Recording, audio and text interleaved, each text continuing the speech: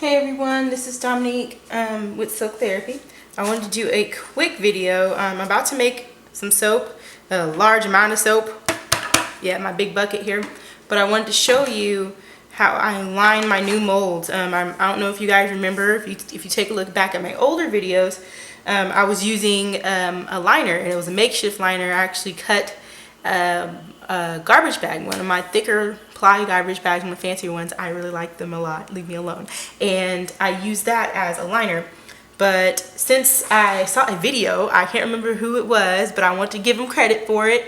But they did a video of a quick, simple way to line your wooden molds. So first you take your freezer paper and you pull out the amount that you need. It should be enough. You hold it lengthwise and make sure that it's right in the center. Make sure you have enough that covers the back end and the front end, or the two sides of your liner. Also wanted to mention, my children are at home. I don't know if anyone knows about what's going on here in Houston. I live in the Katy area, and there's been a lot of flooding, so my kids are home today, so if you hear them, I am sorry. I'm doing my best to keep them out of my little work area today, and I'm inside the house working instead of out in the garage. So, whoo, here we go. Anyways, back to this. So you take your paper, and you hold it right in the center. Holding it taut, just a little bit in, you take your finger, and you make this smallest indentation in it. Make sure it's a nice crease, because later you're going to need it to know exactly where to fold.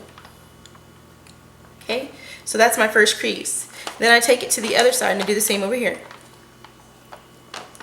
Make sure I go all the way down. All the way down. There we go. Now I go to the other side, making sure I hold it taut, because you do not want this to move, because then your lines will be completely off. Now I've had it be moved before, and I by no means am I an expert at this, but you know, practice makes perfect, and you know, each time I get a little better. Sometimes I get a little worse, but you know, it's not an exact science. It just works. I can't even explain how it works. I think the reason it works is primarily because you're folding on the lines on the inside of the soap. On the inside, so not the outside part, the inside. You're folding on the lines on the inside of your soap mold. So essentially you're getting the volume, or you're going to be folding and creating the volume that is inside of your soap mold. Essentially the same way when you take your measurements before, so you know how much soap to make. You're taking the measurements, you're not actually measuring the inside and then you're taking measurements, which is the length, width, height, and you're putting it in there. The height, really, in this case, there's no way to really guess, so you kind of just have to estimate. I mean, I guess you could. You could sit there and take a ruler and figure out how much you really need to fold out, but hey, we're talking about doing this fast. Alright, so now that I have my creases, I'm unloading my mold while I'm doing this, so I'll just set it aside. So now I'll take my paper on the little inside creases here, because you may end up with an outside crease, but you want the inside. Taking it from the inside, you go ahead and do your fold. You fold inward, right on that line. Yeah, right on the line. Try to get it as straight as you can. The straighter you get it, the straighter your soap loaf will come out. And I'm super excited about that. My loaves have been coming out pretty nice on the ends. Lately I haven't had to, this is going to be crooked. That's just me. Okay, it's going to be alright. I can fix it. Lately I haven't had to cut off as much end pieces, sadly for me, because I used to use those end pieces as bars for myself. So now I actually have to cut really nice bars and use them as sample bars. It's okay. I'm coming to terms with it. I crack myself up. I know I'm not funny. I'm so sorry. But okay, so my side creases are now created. All right. Now you do it on your the other sides, the short ends. Okay. Doing it the same way. You take the inside crease.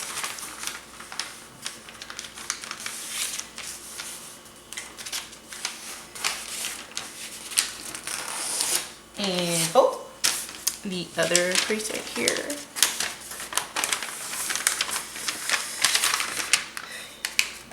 Put a crease in it so it's nice and exact. There we go. And you fold. Okay, now this step, there's many ways to do this. I've seen people just cut this all the way down and create a line, or just do right here and then you have like the little triangle in the corner. I'm one of the people who like to cut all the way down and then leave a flap right here and put that around. Sometimes you might get a leak depending on how close to this corner you cut, but I haven't really experienced it too many times, and I've kind of learned not to go all the way down and now have like a little tiny corner in my end pieces. What else was I gonna say? But you can always cut all the way here into the corners, and then you'll have a triangle fold on the sides. Those will leave like a diagonal line on your end pieces, just so you know. So let me do it this way so I can show you how I do it. On either side, I cut all the way down. Maybe not all the way. I may leave on occasion just that little corner, a little bitty corner. I don't know if you can see. It's not all the way down to the point. Just because I have experienced just a little bit of leaking in the corners. Nothing too bad or anything that ruined my molds, but I don't like that. So again, I'm gonna cut all the way down.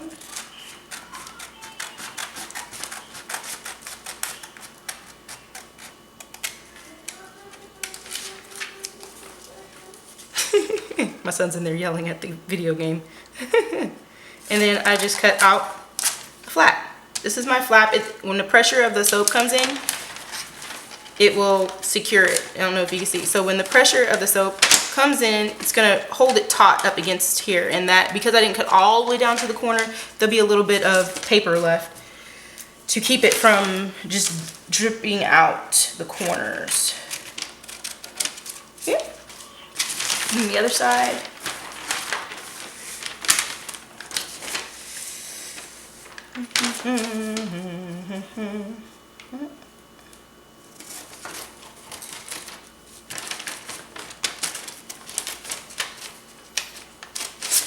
Mama.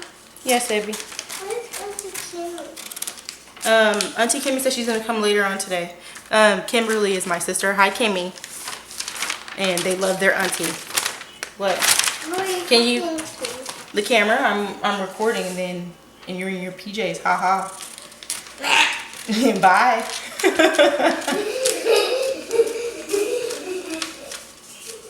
Hey, don't run in the house. You will fall every time. All right. So now that you have your pieces cut, you don't really need these extra pieces of paper unless you find something of use to it. I have thought about maybe just keeping them around because sometimes I have a little bit extra icing whenever I do my high tops. You just keep them around. You can put them on a pan and you can put your icings, or you can make little frosting soaps. That way you have no waste. Save on that paper. Okay, so next step is to take what you have created. Hey, sweetie. Go sit down. Take what you've created. Go ahead and fold and try to push it in. Most of the time, it just goes right in. But as I told you when I saw it, yeah, I think I'm pretty sure I did it a little crooked here. But just go ahead and put it in as best you can.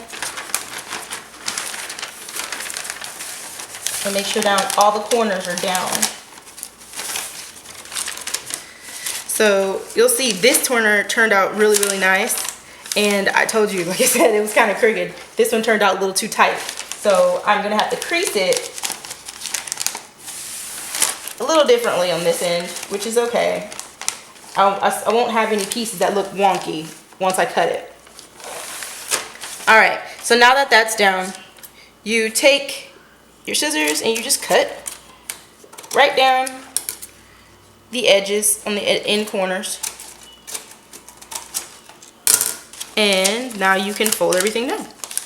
And this is where you can tape it, making sure your crease is down.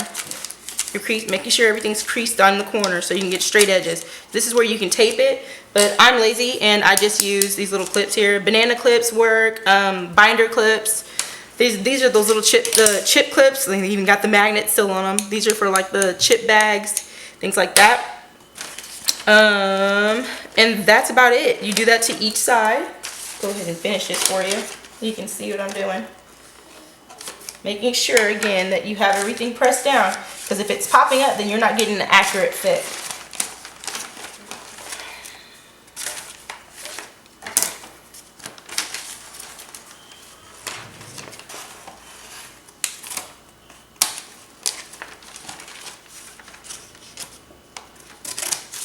Okay. Make sure, again, everything is pressed down in the corners.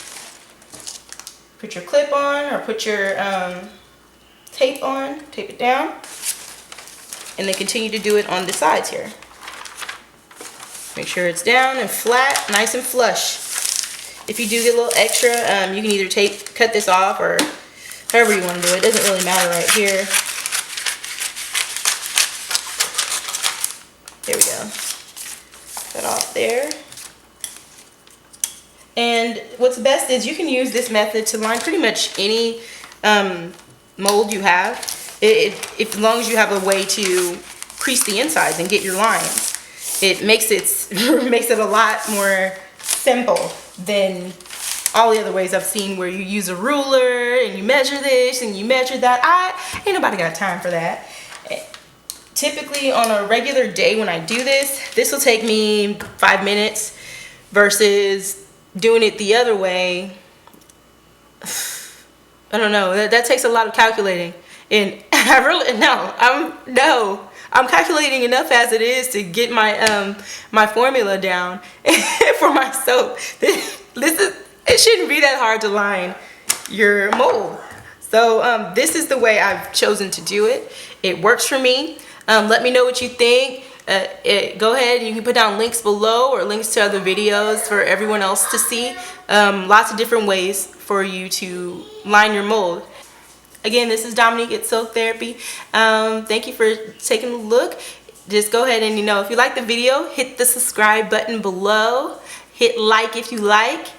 Leave comments. Let me know if you have another idea or another way of lining soap. Give me a comment. Let me know. Give me a message and we'll talk about it. Or you can put a video down, or you can ask me and show me where I can find it, and I'll try to get it up here on the video for you guys.